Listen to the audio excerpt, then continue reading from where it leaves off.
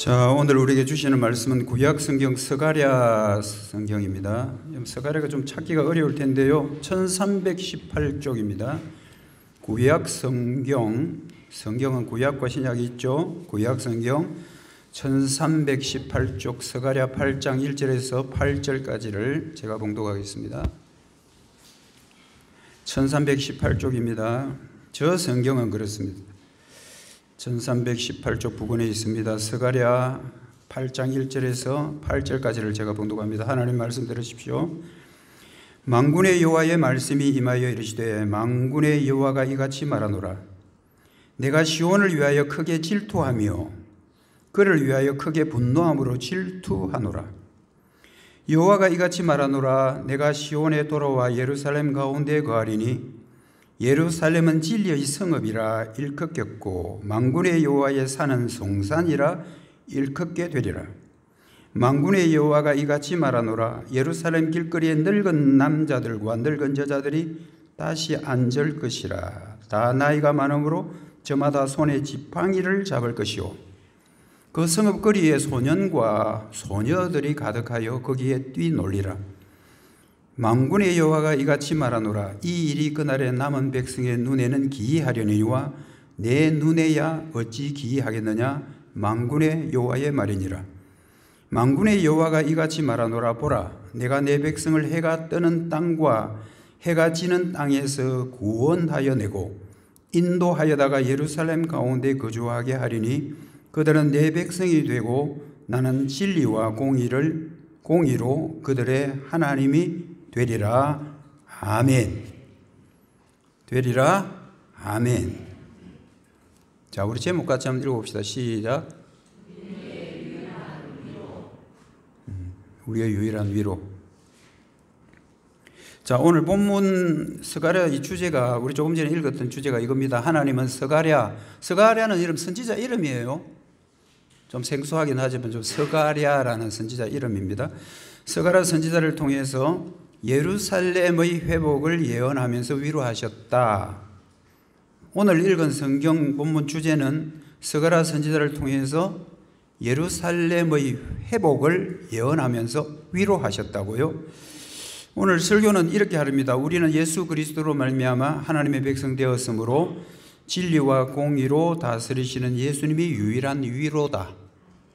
우리는 예수 그리스도로 말미암아 하나님의 백성이 되었기 때문에 진리와 공의로 다스리시는 예수님이 우리의 유일한 위로다입니다. 여러분, 코로나 지난 지가 벌써 한 2년 정도 지났잖아요. 그런데 여러분 하나 물어볼게요. 코로나 전하고 코로나 후에 가장 두드러지게 달라진 점이 뭐라고 생각합니까? 뭐 손들고 답을 할 필요는 없습니다만은 속으로 여러분 생각을 한번 해보십시오. 코로나 되기 전과 코로나 후에 뭐가 가장 달라졌지? 물론 답은 여러분들이 다 갖고 계시겠지만 저는 개인적으로 생각할 때 코로나 전과 코로나 후에 가장 큰 차이는 코로나 전에는 어떤 공동체, 어떤 집단, 어떤 조직체 이런 것 중심이었다면 코로나 이후부터는 이제는 가족 중심으로 변했다. 이게 가장 크고 두드러진 차이다. 저는 개인적으로 그렇게 생각합니다. 여러분, 코로나 전까지만 해도 막 직장인들이 이렇게 모여서 안 믿는 사람들 술도 한잔 마시고 또 우리 그리스도인들도 주중에도 같이 막 교제도 하고 같이 밥도 먹고 막 이렇게 됐는데 이 코로나 이후부터 그런 것들이 다 사라졌습니다. 요즘 회식 같은 것도 하기를 별로 좋아하지도 않고요. 그다음에 여행을 가도 가족들 뭐 이렇게만 가족 단위로 다니고요. 그리고 요즘 우리 교회인들도 그렇지 않습니까? 주일날 와서 교제하긴 하지만 주중에는 거의 그냥 뭐 각자의 삶을 살지 주중에 또 모여서 같이 막 식사하고 옛날 같은 그런 교제들은 많이 사라졌다. 그래서 이런 변화에 가장 큰 좀 손해를 입었다고 생각하는 때는 바로 교회 공동체입니다. 우리 교회 공동체도 세상과 같이 그렇게 따라갈 필요는 없는데 교회 공동체에 이런 교제들도 차츰차츰 자꾸 사라져가고 뭐 주일날 이렇게 모여서 예배드리고 식사하고 뭐 주일날 조금 이렇게 교제하는 것 외에는 주중에는 거의 각자의 생활, 가정 중심으로 움직이고 있다라는 겁니다. 교회 공동체는 이렇게 해서는 안 됩니다. 세상 사람들이 그렇게 한다고 해서 우리 교회 공동체도 우리도 그렇게 해야지, 그렇게 해서는 안 되고요. 우리 교회 공동체는 세상 끝날까지, 예수님이 땅에 오실 때까지 끝까지 남아 있어야 될 공동체가 교회 공동체고요. 여러분, 우리는 어차피 저와 여러분은 천국도 다 같이 가잖아요. 따로따로 갈 사람은 전부 다 이제 죽고 물 먼저 죽고 먼저 뒤에 죽고 하는 사람도 있겠지만, 우리는 천국에서 영원히 살 사람들이기 때문에 우리는 죽으나 사나 예수 그리스도 안에서 교회 공동체라, 이거 항상 기억하고 사셔야 됩니다. 그래서 요즘은 우리 세상을 통해서 어떤 위로받기는 거의 속된 표현대로 걸렸다. 사람들로부터 위로받고 사람들로부터 격려받고 하는 시대는 거의 걸렸다. 가족들끼리는 그럴지 모르지만 공동체 안에도 그런 일들이 이제 비일비재하게 나타나게 될 겁니다. 그래서 우리는 이럴 때일수록 우리에게 필요한 것은 참 하나님의 위로다라는 생각을 하게 됩니다. 오늘 우리가 불렀던 찬송들은 전부 다 우리가 복음 안에서 누리는 그 평화에 대한 찬송만 계속 불렀잖아요. 하나님의 위로하심이 없으면 참 절망적인 시대를 저희들이 살아가고 있다는 거고요. 가면 갈수록 이 양극단, 이거는 무슨 가족도 무슨 부모와 자녀들 관계, 친구 관계 아무 관계 없이 그냥 양극단으로 그냥 이렇게 갈등 속에서 갈수록 살아갈 수밖에 없는 것을 생각하면 정말 우리는 사람들로부터 위로받기는 걸렸다. 아무리 친한 사람이라도 나중에 이야기하다 보면 그 이데올로기가 달라가지고 더 이상 교제하기가 싫어지는 그런 관계들, 이런 것들이 앞으로 우리나라의 장래의 문제이기도 하다는 겁니다. 이럴 때일수록 우리에게 필요한 것은 하나님의 위로인데요. 하나님의 위로가 옛날 구약 성경처럼 꿈에 나타나고 어떤 환상을 통해서 나타나는 게 아니에요. 오늘날 여러분, 위로는 유일하신 하나님의 말씀, 계시의 말씀 66권의 말씀만이 우리에게 위로다. 정말 하나님의 말씀이 위로가 아니면 우리는 사람들을 통해서 위로받기 힘들다. 물론 형식적으로 위로하고 격려하겠지만 그건 형식에 불과할 것이다. 왜? 생각들이 다르기 때문에. 우리의 위로는 복음이어야 되는데, 우리의 위로는 예수 그리스도를 통한 위로여야 되는데, 우리는 그 위로까지 올라가지 못하고 미숙한 상태에 있기 때문에 참된 위로를 사람들로부터 받기는 힘들고 어렵다라고 생각할 수밖에 없습니다.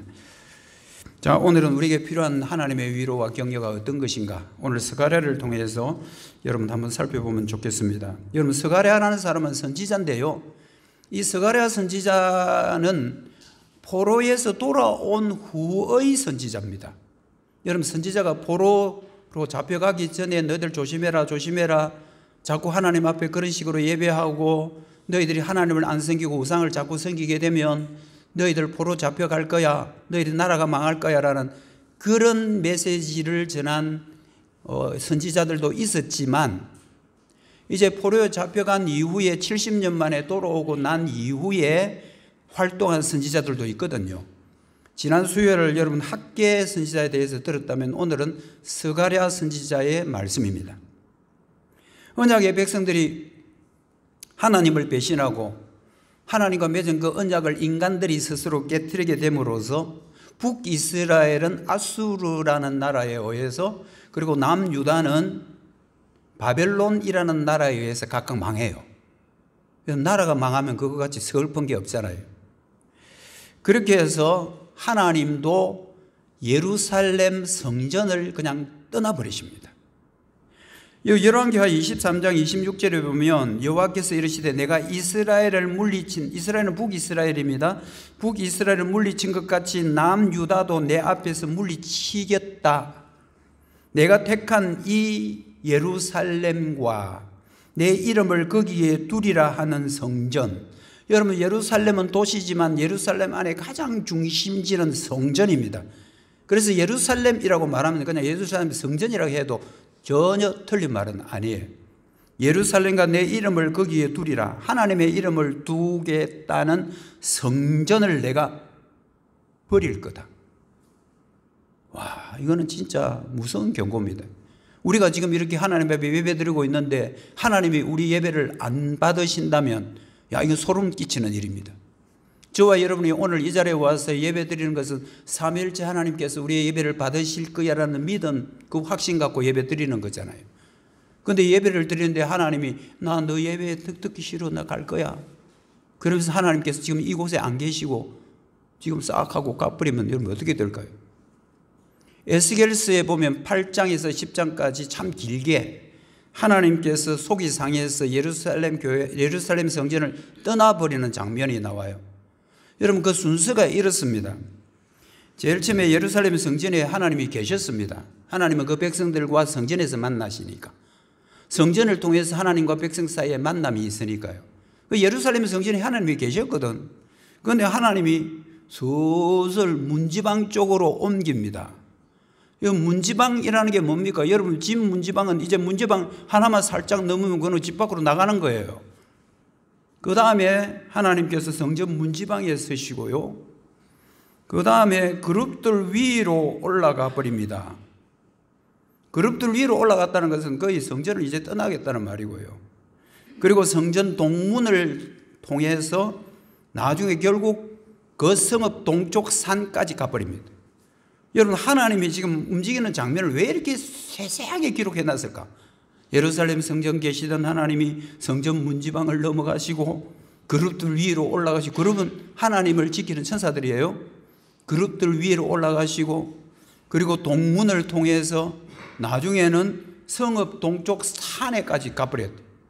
여러분 왜 하나님이 움직이는 모습을 이렇게 천천히 기록하고 있을까요? 여러분 이건 이런 겁니다. 내가 간다. 내가 간다. 그 무슨 말이에요 그거? 가면 그냥 가면 되지 그냥 이렇게. 근데 간다. 뭐라 말이야? 잡아라 말 아닙니까 그거? 당신 내 싫어. 내가 갈 거야 그냥. 손자들에게 장난칠 때도 그러잖아. 할아버지 간다. 그럼 할아버지 확 가고 그러지는 않죠. 가는 척 하는 거지. 여러분 하나님께서 지금 성전을 떠나는데 차츰 떠나시는 그 심령을 우리가 성령으로 이해를 하셔야 됩니다. 내가 갈 거야. 너 자꾸 그러면 내 성전 떠날 거야. 간다. 결국 이스라엘 백성들은 하나님을 잡지 않고 하나님을 놓쳐버리죠. 하나님께서 왜 그 성전을 떠났을까요? 하나님을 섬겨야 될 하나님의 백성들이 우상을 섬기고 하나님과 맺은 언약 깨뜨려버리고 예배를 제대로 드리지 않기 때문에 하나님께서는 질투하셔서 떠나버린 겁니다. 그렇지만 하나님께서는 그냥 떠난 것으로 끝나지 않으시고요. 또 하나 새로운 약속을 하시는데요. 내가 언젠가는 성전으로 돌아올 거야.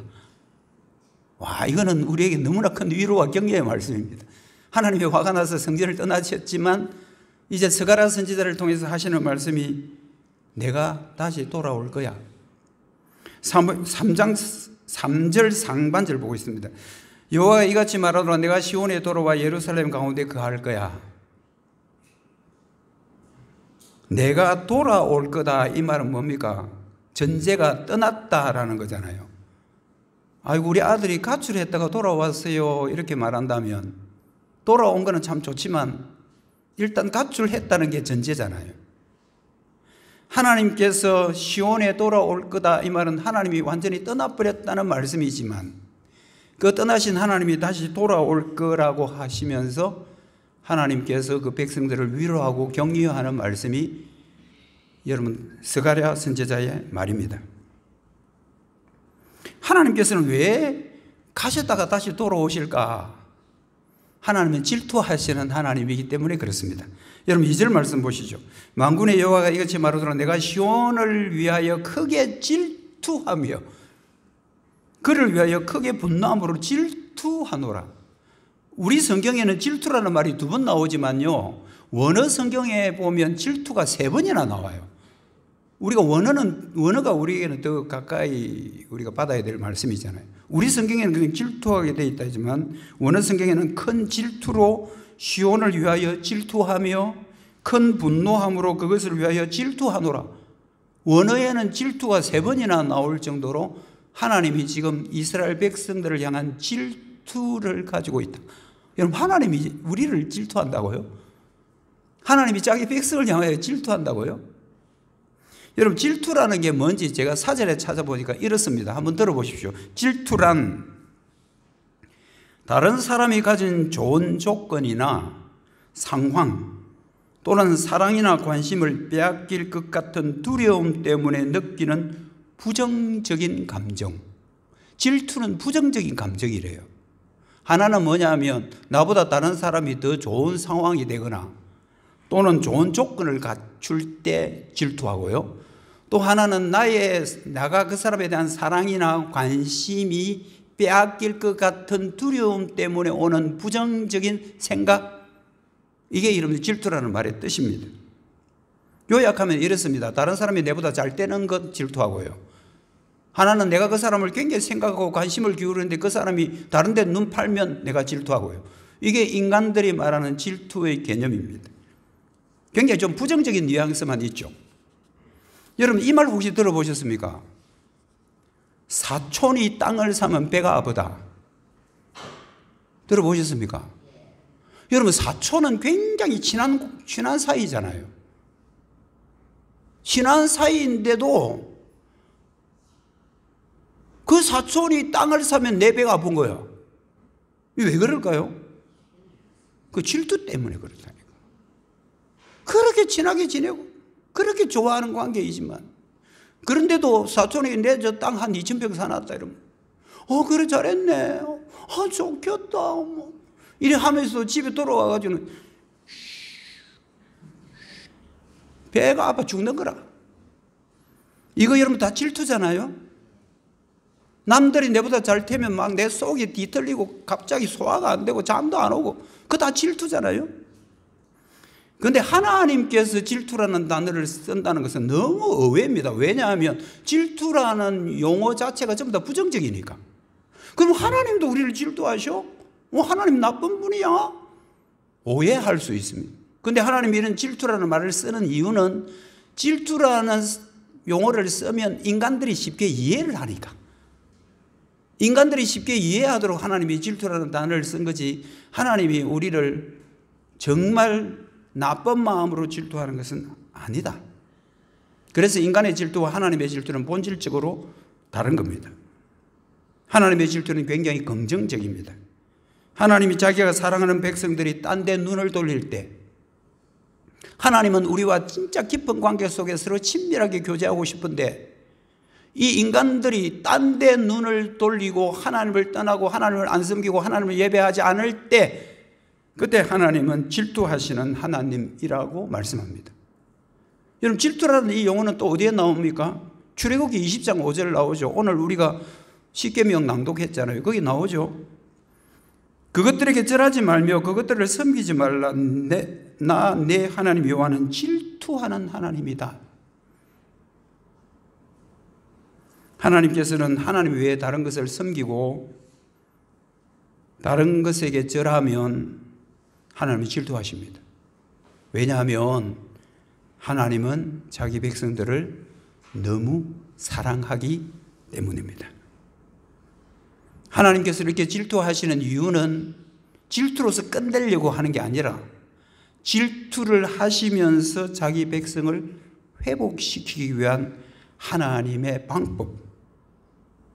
하나님께서는 자기가 택한 백성들이 다시 돌아오도록 하는 하나님의 사랑과 하나님의 진실이 그 안에 담겨 있습니다. 질투는 사랑하기 때문에 하는 게 질투란 말이에요. 긍정적인 면에서. 여러분, 부부 간에 질투도 하잖아요. 어떤 데 질투합니까? 남편이 잘 되는 거, 아내가 잘 되는 것 때문에 질투하는 그런 거 아니고, 여러분, 내 사랑하는 아내가 딴 남자에게 눈이 돌아가면 남편이 아내에 대해서 질투하잖아요. 왜 그래요? 내 사랑하는 아내니까. 여러분, 다른 남자가 다른 여자를 좋아하든지 말든지 이거 나하고 아무 상관없어, 그거는. 그런데 내 아내나 내 남편이 다른 데 눈 돌리고 하면 질투하잖아요. 남편하고 팔짱 딱 끼고 막 이렇게 가는데 남편이 그냥 지나가는 여자 본다고 hul깃 쳐다보면 왜 쳐다봐요? 왜 쳐다봐? 그 자기 남편 아니면 그럴 필요 있습니까? 아무 관계 없죠. 근데 자기 남편이고 자기 아내니까 내가 사랑하는 대상인데 그 대상이 다른 데 눈을 돌린다? 그건 질투하죠. 하나님의 질투는 바로 이겁니다. 하나님께서는 자기의 언약 백성들을 너무너무 사랑하는데, 그리고 더 친근한 관계를 갖고 싶은데 그 백성들이 자꾸만 다른 데 눈을 돌리니까 하나님께서는 질투하셨습니다. 하나님의 그 질투의 증거가 나타나는 게 뭐냐 하면, 내가 다시 성전으로 돌아올게. 내가 너들 때문에 속이 상해서 내가 성전을 떠나버렸지만 내가 성전에 다시 돌아올게. 그러면서 스가랴 선지자를 통해서 약속하신 것입니다. 내가 다시 성전으로 돌아올게. 여러분, 하나님이 성전으로 돌아오면 그 백성은 완전히 대박입니다. 대박. 떠난 하나님이 성전으로 다시 돌아오면요, 그 백성들은 완전히 태평성대입니다. 4절 5절 말씀 보시죠. 만군의 여호와가 이같이 말하노라. 예루살렘 길거리에 늙은 남자들과 늙은 여자들이 다시 앉을 것이다. 이게 무슨 뜻인지 여러분들 이제 잘 들으셔야 됩니다. 그리고 나이가 많은 사람들이 저마다 지팡이를 짚고 있을 것이다. 이것도 여러분들 해석해 드릴 테니까 잘 들으셔야 됩니다. 뿐만 아니라 이 성읍 거리에는 소년과 소녀들이 가득하여 거기에 뛰놀 거다. 늙은이들, 젊은이들, 이들이 어떻게 하기에 여호와 하나님께서 성전으로 돌아오면 이게 대박일까? 이게 왜 태평성대일까를 제가 설명해 드리겠습니다. 여러분, 여기 나오는 길거리라는 것은 무엇을 의미하느냐면 사람들이 모일 수 있는 공간을 그냥 길거리라고 표현하는 거예요. 그리스 시대에 여러분 혹시 아고라라고 들어보셨습니까? 아고라. 여러분, 우리 신약 성경에 아고라가 나옵니다. 그리스 시대에는 아고라라는 데가 있는데, 이 아고라는 어떤 데를 말하냐면 공공광장입니다. 우리 같으면 여기 우리 운동장 그 옆에 뭐 족구하는데 이런데, 그 달리기 하는 이런데, 누구든지 공통으로 사용할 수 있는 광장, 그걸 아고라라고 하는데, 거기서 주로 뭘 하느냐 하면요, 어떤 문제가 생기면 그곳에서 사람들이 모여 토론을 하고요, 또 하나는 그곳에 모여서 물물 교환을 해요. 나 이거 필요 없다 들고 나가면 저 사람 필요하면 서로 맞바꾸는 물물 교환, 그리고 토론의 광장, 이것을 아고라라고 합니다. 요즘 같으면 온라인 커뮤니티라고 이야기할 수 있는데요, 여러분들이 사용하는 페이스북, 인스타그램, 트윗, 블로그, 유튜브 이런 것들이 전부 다 SNS를 통한 아고라이거든요. 옛날에는 이런 게 없으니까 사람들이 직접 만나서 그곳에서 대화하고 토론하고 물물 교환하고 했지만, 오늘날은 여러분들 SNS로 그냥 다 소통하잖아요. 이런 길거리, 이런 아고라와 같은 공공광장에 늙은이들이 앉는다, 늙은이들이 앉았다, 이게 여러분들 무슨 뜻일까요? 늙은이들은 어떻게 주로 이제 성경에서 묘사하느냐 하면요, 거동할 수 없고 움직일 수 없고, 그래서 집에만 있는 사람들이라고 생각하기 쉽지만, 여러분, 하나님께서 성전으로 다시 돌아오면 늙은이가 그런 공공장소에, 그런 공간에 앉을 거다라고 표현합니다. 이건 뭐냐 하면 이웃과 더불어 정상적인 소통을 한다 이 말입니다. 여러분, 요즘 늙은이들이 젊은 사람들한테 가면 젊은 사람들이 별로 안 좋아하는 시대가 오늘날 죄악된 본성을 갖고 있는 세상이에요. 그 비정상인 거예요. 그런데 여러분, 성경에서 하나님께서 성전으로 다시 돌아오면 어떤 현상이 나타나느냐 하면 늙은이들하고 젊은이들이 서로 막 광장에 앉아서 서로 대화하고 소통하고 장난치고 이런 분위기입니다. 물리적으로는 늙어가지만 정신적으로는 육신적으로 아주 건강한 늙은이. 그러니까 장수하는데 병 없는 장수입니다. 엄청난 복입니다. 여러분, 우리가 90세, 100세까지 뭐 살면 좋죠. 그렇지만 건강하게 살아야 여러분들 그게 장수의 복이잖아요. 그렇지 않습니까? 8899 들어보셨습니까? 8899. 팔팔하게 99세까지 살자 이거예요. 팔팔하게 99세 사는 거 8899. 제가 요즘 속아가지고 인터넷 하나 속아가지고 제가 뭘 하고 있느냐 하면요, 하루에 8,899보를 걸으면 돈을 준다는 거라.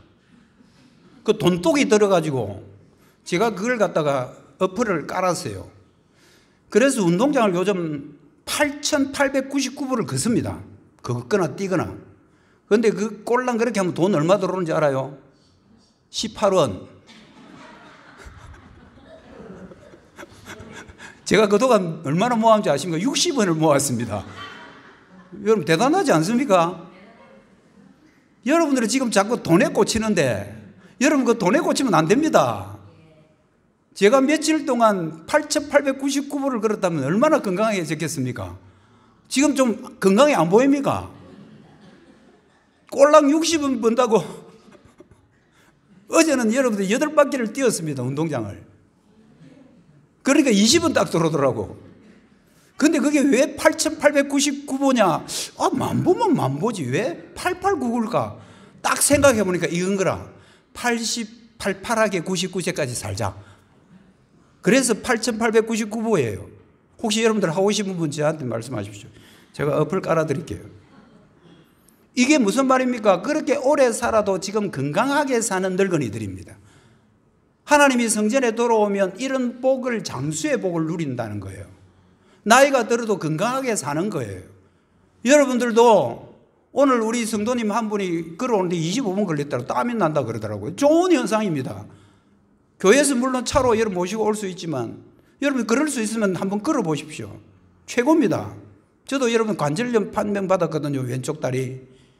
근데 여러분들 막 8899를 걷고 하니까 뛰고 하니까 괜찮아요. 여러분 이게 하나님이 주시는 장수의 복이에요. 두 번째는 뭡니까? 후손의 복인데요. 소녀들이 막 그 광장에서 막 뛰어다닌다는 거라. 여러분 후손이 번창하는 것은 하나님이 주신 복입니다. 후손들이 여러분들 많이 태어나야 전체 인구가 늘어나잖아요. 우리나라 출생률 작년 2023년 대비 1명도 안 되는 0.72명입니다. 여러분 1년에 1명도 안 태어나는 거예요. 그만큼 자녀들이 지금 안 태어나고 있어요. 1970년대까지만 해도 한 사람이 4.5명을 낳았습니다. 거의 5명씩. 그런데 2000년대 이후부는 이런 출생률이 급격히 지금 하락하고 있습니다. 2045년에는 우리나라 고령 인구가 37%까지 오른다고 그러잖아요. 여러분 고령 인구가 있다는 게 나쁜 건 아니에요. 그분들이 건강하게 장수하면 그것도 하나님 주신 복이긴 해요. 그렇지만 장수의 복 외에도 자손의 복은 하나님 주시는 엄청난 복입니다. 그래서 하나님께서 내가 예루살렘 성전으로 돌아오게 되면 두드러지게 나타나는 게 뭐냐면 장수의 복을 너희들이 누릴 거야. 두 번째는 후손의 복을 누릴 거야 라고 말씀하셨던 것입니다. 그것뿐입니까? 여러분 7절 한번 보십시오. 만군의 여호와가 이같이 말하노라. 보라 내가 이 백성을 해가 뜨는 땅과 해가 지는 땅에서부터 구원하여 내겠다. 이게 중요한 말씀이에요. 하나님은 만세전에 자기가 택한 백성들이 어디에 있든지 찾아가서 다 구원하겠다는 거예요. 여러분 이게 대단한 복 아닙니까? 여러분 나는 교회 갈 생각도 하고 있지 않은데 어느 날 갑자기 내가 또 교회에 앉아 있어. 여러분 그게 상상이 됩니까? 우리 인간으로 이해가 안 되는 부분이죠. 그런데 하나님은 이렇게 말합니다. 내가 내 백성들이 해가 뜨는 땅에 있든지 해가 지는 땅에 있든지 내가 싹 다 찾아내서 구원할 거야. 여러분 이게 엄청난 복 아닙니까? 하나님이 그 택한 백성들을 불러서 예루살렘 성전에 꽉꽉 채우겠다는 말씀입니다. 하나님께서 자기 백성을 불러서 꽉꽉 채워서 도대체 뭐 하시려고 그럴까요? 8절 말씀 보십시오. 인도하여다가 예루살렘 가운데 거주하게 할 거다. 예루살렘에 꽉 채울 거다. 그들은 내 백성이 되고 나는 진리와 공의로 그들의 하나님이 될 거야. 이거 중요한 언약 문구입니다. 내가 내 백성들을 불러가지고 내가 그들을 위해 굴림하고 큰소리 뻥뻥 치는 게 아니고 내가 그들을 다 불러 모아가지고 울타리처럼 해가지고 그 백성들에게 내가 하나님이 되고 그들은 내 백성 되고 내가 그들을 공의와 진리로 그들을 다스릴 거야 하나님의 다스림 속에 자기 백성들을 울타리에 넣어놓고 지키겠다고 하는 이게 엄청난 복 아니겠습니까? 하나님께서 이렇게 성전에 자기 백성들을 채우려고 하면 여러분 뭐가 있어야 되겠습니까? 1번 우리, 2번 성전. 몇 번일까요? 2번이잖아요. 성전에 하나님의 백성들을 꽉 채우겠다는데 성전이 있어야 채우든지 말든지 하지. 그런데 지금 여러분들 이 스가랴서의 현실이 뭡니까? 성전이 없어요. 하나님께서 스가랴 선지자를 통해서 있잖아, 내가 우리 백성들 다 불러 모아가지고 성전에 꽉 채울 거다. 그리고 내가 공의와 정의로 내가 그들을 다스릴 거다. 그들은 내 백성이 되고 나는 그들의 하나님이 될 거야 라고 약속은 하셨는데, 문제는 그렇게 할 성전이 지금 완공되고 있지 않은 상태인 거예요. 스가랴 1장 1절을 보십시다. 다리오 왕 제2년 8째 달에 여호와의 말씀이 이또의 손자 베레가의 아들 선지자 스가랴에게 임했다. 그 뭘 임했는데? 그때가 언젠데? 이스라엘 백성들이 여러분들 포로에서 돌아온 지 18년이 지냈는데도 하나님의 성전을 아직 완공하지 못한 상태에 있는 게 스가랴였습니다. 여러분 수요일 저녁에 여러분들 학계를 통해서 말씀드렸잖아요. 학계하고 스가랴는 동시대의 선지자예요. 다 포로에서 돌아온 이후에 성전 재건을 해라고 촉구하는 선지자가 두 사람이 있는데 학계와 스가랴입니다. 같은 시대의 두 선지자는 같은 시대에 활동한 선지자예요. 그런데 학계하고 스가랴 좀 차이가 있어. 무슨 차이가 있냐면 학계는 좀 책망하는 쪼야. 경고하는 쪼야. 너희들 자꾸 이렇게 하면 성전 안 짓고 이렇게 하면 밑 빠진 독에 물 붓기야. 지난 수요일 날 제가 설교했던 내용이고요. 그런데 스가랴는 좀 달라요.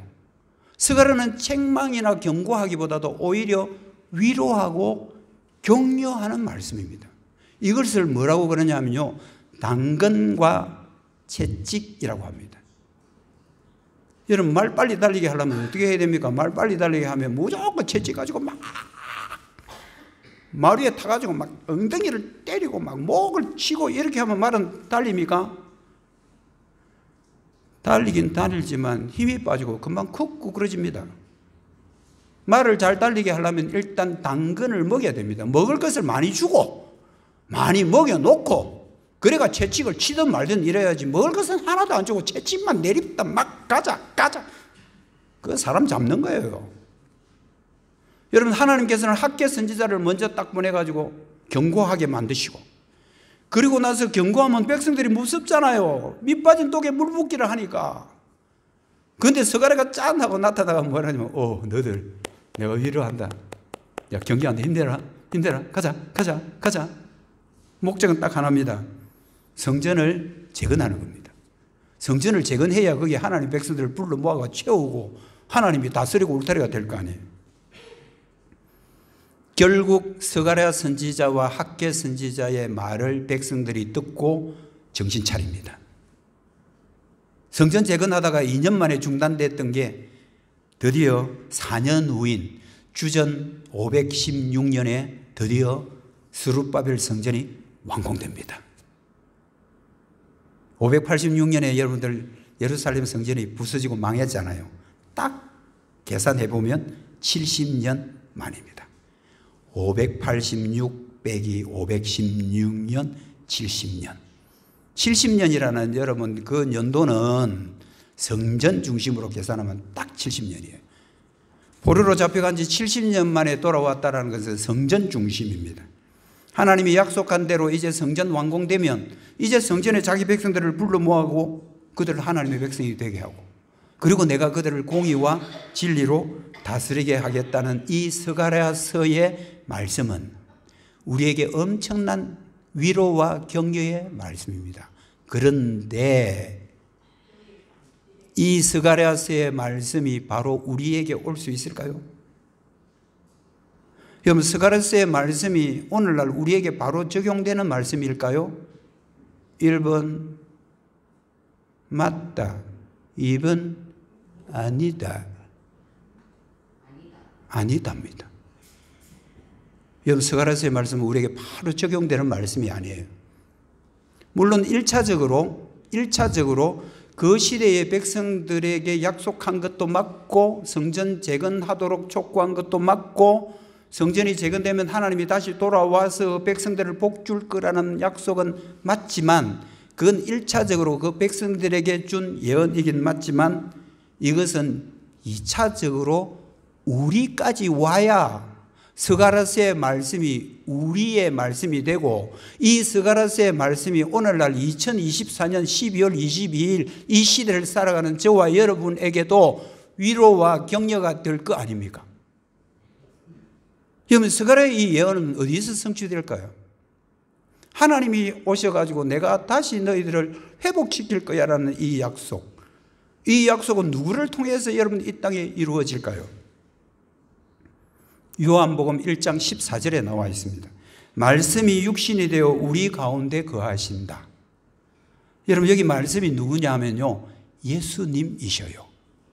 로고스, 예수님이 육신이 되어 우리 안에 거하심으로 하나님이 스가랴 선지자를 통해서 주셨던 그 약속의 말씀이 우리에게까지도 온다. 그 성취하실 분은 예수님이십니다. 말씀이신 예수님이 하나님이신데 인간 같은 모습으로 이 땅에 오실 요한복음 1장 14절의 말씀을 통해서 스가랴의 말씀은 완벽하게 성취가 되었습니다. 여러분, 예수님은 하나님께서 우리와 함께 하겠다는 그 약속을 완전히 성취하신 분이 예수님입니다. 왜? 예수님은 본래 하나님이시잖아요. 그런데 우리 같은 인간의 모습으로 이 땅에 오셔서 우리에게 진리가 되시고 그분은 우리의 공의가 되십니다. 여러분, 예수님이 오늘날 우리의 진리가 되는 것은 요한복음 14장 6절에 잘 나와 있어요. 내가 곧 길이고 진리고 생명이다. 내가 진리다. 내가 진리다. 여러분, 이 말은 무슨 말씀이냐면요, 나로 말미암지 않고는 성부 아버지께로 올 자는 없다. 여러분, 이 말씀 꼭 기억하셔야 됩니다. 몇 주 전입니까? 몇 달 전입니까? 이광호 목사님이라고 목사님 여기 이곳에 오셔서 말씀 전했을 때 바로 이 말씀 전했잖아요. 여러분, 우리는 예수님으로 말미암지 않고는 하나님께로 못 갑니다. 그거 기억하셔야 됩니다. 우리는 하나님께로 바로 못 가요. 우리는 죄인이기 때문에. 하나님은 너무 거룩한 분이잖아요. 하나님이 그렇게 거룩한 분인데 죄인인 우리가 내가 쫄래쫄래 하나님께 가고 싶다고 여러분 가집니까? 하나님은 거룩한 분이기 때문에 죄가 가까이 오는 것을 하나님이 막으십니다. 안 됩니다. 우리가 정말 하나님과의 관계를 회복하고 하나님이 주시는 그 놀라운 약속이 우리에게 올 수 있는 것은 오직 예수 그리스도를 통해서만 가능합니다. 할렐루야. 이거 여러분들 확실히 믿어야 이게 복음입니다. 그래서 스가랴서의 말씀이 우리에게 직접 오면 올 수가 없는 거예요. 우리를 하나님과 만나게 하시려고 예수님께서 이 땅에 오셨습니다. 그래서 예수님이 내가 길이다. 내가 하나님께로 가는 내가 유일한 길이다. 그리고 내가 진리다. 그리고 내가 생명이다. 나로 말미암지 않고는 하나님 아버지께 그 거룩한 성부 하나님께 갈 자는 아무도 없다. 우리는 예수님으로 통해서만 우리는 성부 하나님께로 갑니다. 왜? 예수님이 진리이니까. 진리라는 말은 구약 성경의 언약의 용어 가운데 에메트라는 단어예요. 이 단어는 여러분 꼭 우리 교회는 외워놓으라고 그랬죠. 에메트입니다. 에메트, 신실하다 이 뜻입니다. 미쁘다 이 말입니다. 하나님은 신실하신 하나님이십니다. 그건 뭡니까? 약속을 정확하게 지키는 분이라 있다 이 말입니다. 하나님이 여러분 스가랴 선지자에게 약속했잖아요. 내가 예루살렘 성전으로 돌아오면 너희들 대박나게 할게. 늙은이들에게 장수의 복을 주고 젊은 후손도 복도 주고 내 언약의 백성들, 숨어있는 백성들을 전부 다 구원해서 성전에 모을 거라는 이 약속은 신실하게 이루시는 하나님, 에메트의 하나님이 되신 진리이신 예수님을 통해서 가능한 것입니다. 두 번째로 여러분, 예수님은 우리의 공의입니다.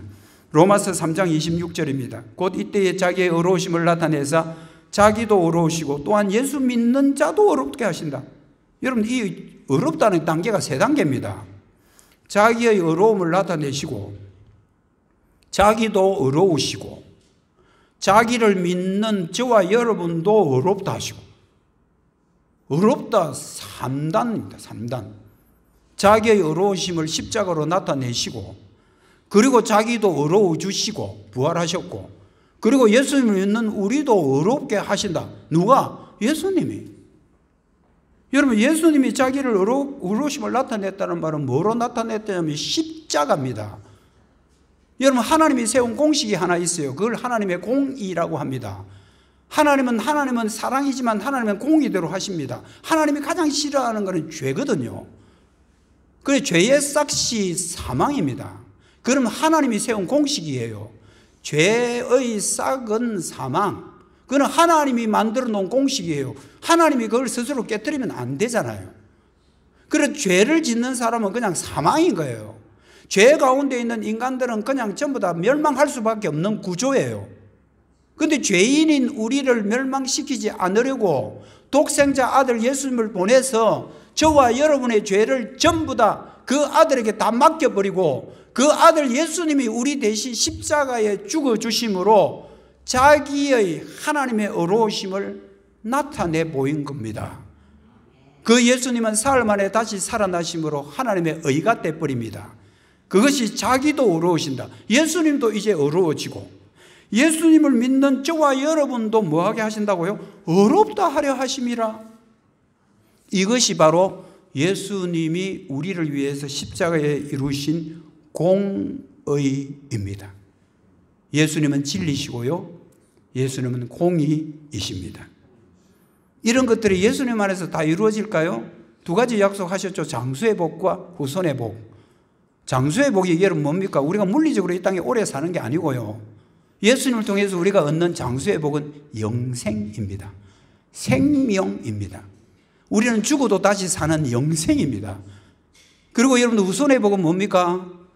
유대인들만, 히브리인들만 구원받는 게 아니고 구석구석에 있는 전부 다 하나님의 자기 택한 백성, 뭐 이방인이든 잘생겼든 못생겼든 공부를 잘하든 못하든 예배고사 합격했든 예배고사 떨어졌든 관계없이 자기 백성들을 전부 다 불러 모으시는 것, 이건 여러분 후손의 복 아닙니까?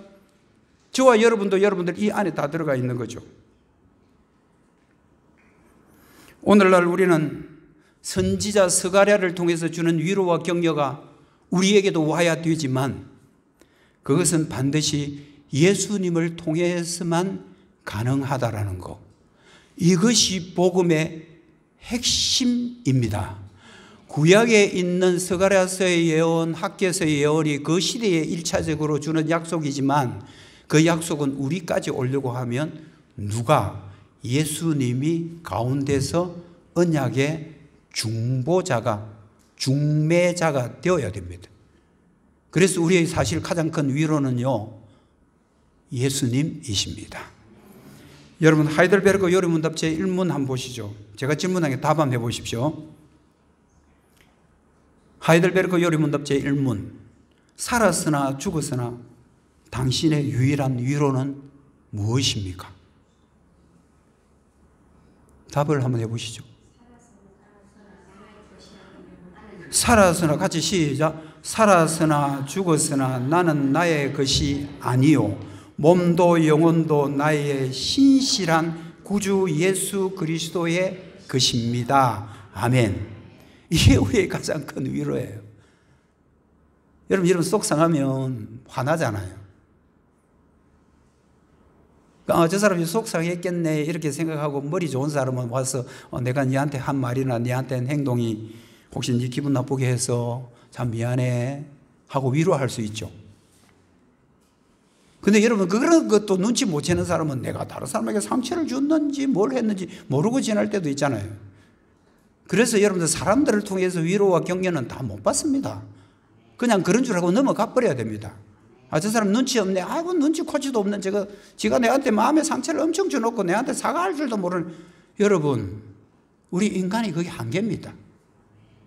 그래서 우리에게 꼭 필요한 거는요, 예수님의 위로. 사나 죽으나 우리의 가장 유일한 위로는 살아나 죽었으나 나는 나의 것이 아니고 몸도 영혼도 나의 신실한 에메트입니다. 진리입니다. 구주 예수 그리스도의 것입니다. 이제 이런 말씀 마칠게요. 지금 오늘이 여러분 대림절 마지막 주간이에요. 대림절이란 뭐냐면 성탄절 앞에 4주간 주일을 대림절이라고 그러는데 오늘 마지막 대림절 마지막 주이거든요. 이제 3일이 있으면 뭐냐면 성탄절이에요. 여러분 우리 성탄을 뻑적지근하게 할 수 있습니다. 24일 모여가지고 막 재롱장치도 하고 막. 그런데 그게 갈수록요 사람들 공연밖에 안 돼요. 예수님은 어디 가는 거 없어. 인간끼리 먹고 마시고 즐기고 선물 교환하고, 뭐 예수님 이 땅에 오신 거하고 선물 교환하고 무슨 관계가 있습니까? 동방박사 뭐 그거 흉내 낸다고 그러는 건데, 참 우리가 옛날에 뭣도 모르고 그런 것도 많이 했지만 제가 목회자가 되고 가만히 생각해 보니까 참 그런 것도 중요하긴 하지만 이 성탄절이 도대체 뭐냐? 예수님이 왜 이 땅에 오셨지? 내하고 상관이 있는 게 더 중요한 거지. 예수님 오셨던 거, 그리고 뭐 예수님 오신 거는 맞고, 뭐. 나는 내대로 즐기면 되지 뭐. 우리 파티하자. 파리. 여러분, 성탄절은 먹고 마시고 노는 게 아니고요. 성탄절은 우리의 유일한 위로는 예수님이라는 사실을 우리가 먼저 믿고 이 복음을 서로 나누는 거, 이게 성탄절의 가장 큰 핵심입니다. 며칠 남지 않은 성탄절, 우리 교회는 여러분 조용하게 지내지만 조용하게 지내면서 이거 하나만 생각하십시오. 우리의 가장 큰 유일한 위로는 예수님이시다. 그 예수님이 이 땅에 오셨다. 12월 25일이 오신 날인지 아닌지도 모르고 지금 지내고 있는 거예요. 그 날짜 여러분 정확하게 12월 25일 아십니까? 아닙니다. 여러분 장사 속으로 만들어낸 게 너무 많습니다. 빼빼로데이가 그거 우리하고 무슨 관계가 있습니까? 빼빼로 11일 날, 11월 11일 날 빼빼로데이. 그 뭐 하려고 그런 거 만들어냈습니까? 장사하려고. 빼빼로 팔아먹으려고. 그 미국에서 만든 거 우리나라에서 수입해가지고. 여러분 아무 의미 없는 성탄절을 보내지 마시고 이번 성탄절은 이거 하나만 생각하십시오.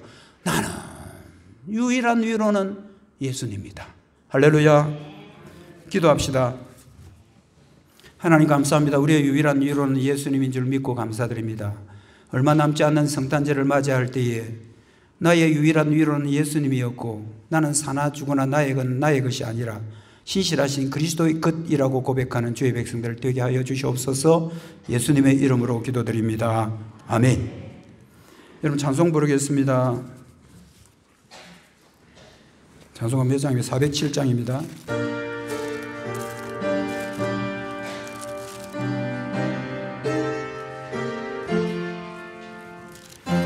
주와 함께 나 죽었으니 구주